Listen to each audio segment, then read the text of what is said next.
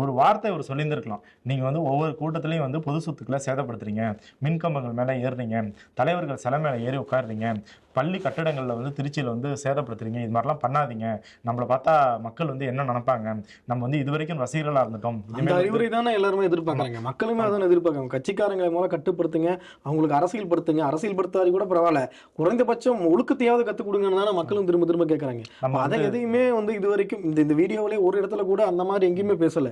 தொண்டர்களுக்கு எந்த அறிவுரையும் சொல்லல, ஒண்ணும் சொல்லல. இப்ப வழக்கம் போல அவங்க திரும்ப நாளைக்கு விஜய் இன்னொரு இடத்துக்கு போனாலும் அதே மாரி தான் திரும்ப வந்து மரத்துல ஏறுறது, கரண்ட் கம்பத்துல ஏறுறது, தாவுறது இந்த வேலைகள் தான் திரும்ப செய்வாங்க.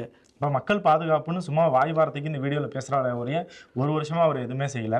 அப்புறம் வந்து கரூரில் மட்டும் இந்த சம்பவம் நடந்துருச்சு. இதுக்கு முன்னாடி நான் 5 மாவட்டத்துக்கு போனேன், அங்கெல்லாம் எதுவுமே நடக்கல அப்படின்னு எல்லாமே ஒரு வில்லத்தனமான டோன்லேயே ஏன் பேசுறாரு. நடக்கல? நாமக்கல்ல 40 பேருக்கு மேல மயங்கி விழுந்திருக்கிறாங்க அப்படின்னு செய்திகள் வந்திருக்குது.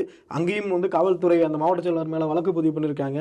அங்கேயும் இதே போல விதிமீறல் நடந்திருக்கு அப்படின்ற புகார்கள்லாம் வந்திருக்கு. வழக்கு பதிவு பண்ணியிருக்காங்க. கரூர்ல இன்னும் கூட்டம் அதிகமா போய் இன்னும் நிலைமை ரொம்ப மோசமாகி தான் இவ்வளவு இறப்புகள் ஏற்பட்டிருக்கு அப்படிங்கிறது தான் மருத்துவர்கள் சொல்றாங்க. பத்திரிகை ஊடகங்கள் இன்னைக்கு வந்திருக்க செய்தியுமே கூட. இப்ப கரூர் மட்டும் ஏதோ திட்டமிட்டு இப்படி ஏதோ அசம்பாவிதம் நடந்தது போல வெளியில ஒரு சதி திட்டத்தை ஒண்ணு உருட்டிட்டு இருந்தாங்க 2 நாளா. அப்ப அதையே தான் இன்னைக்கு விஜயும் இந்த வீடியோல தூக்கிட்டு வராரு அப்படிங்கிறது தான். தன் மேல் இருக்கிற தவறை மறைக்கிறதுக்காக இந்த இப்படி ஒரு ஒரு வெளியில பரப்பப்பட்ட அதே சதி திட்ட நாடகத்தை விஜயும் இன்னைக்கு இந்த வீடியோ மூலம் சொல்ல வராரு.